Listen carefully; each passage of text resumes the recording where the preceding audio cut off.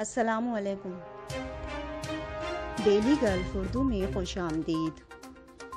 ایک اور اماراتی ریاست نے ٹریفک جرمانوں اور بلیک پوائنٹس کے حوالے سے شاندار خبر سنا دی۔ مملکت بھر میں یوم وطنی اور یوم شہدا کی آمد ہے۔ اس حوالے سے لوگوں میں بہت جوش و خروش پایا جاتا ہے۔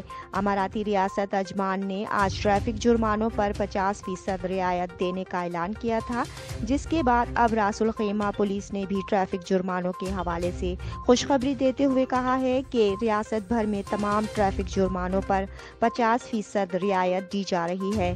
اس کے علاوہ گاڑیوں کو ضبط کرنے کے باعث عائد ہونے والے بلیک پوائنٹس بھی ختم کر دیے جائیں گے۔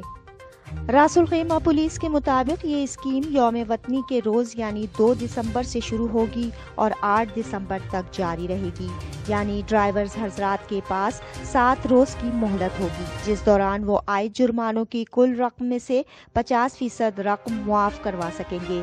یہ شاندار رعایت یوم وطنی کی خوشی میں دی جا رہی ہے۔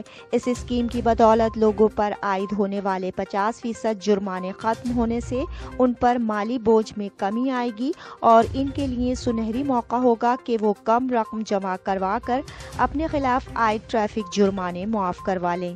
واضح رہے کہ عجمان پولیس کی طرف سے 2 دسمبر سے ٹریفک جرمانوں پر 50% رعایت دی جائے گی۔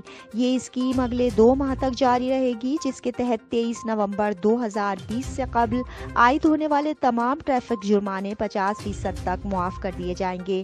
تاہم سنگین ٹریفک خلاف ورزیوں میں ملوث افراد پر عائد ٹریفک جرمانوں میں 50% کی رعایت نہیں ہوگی۔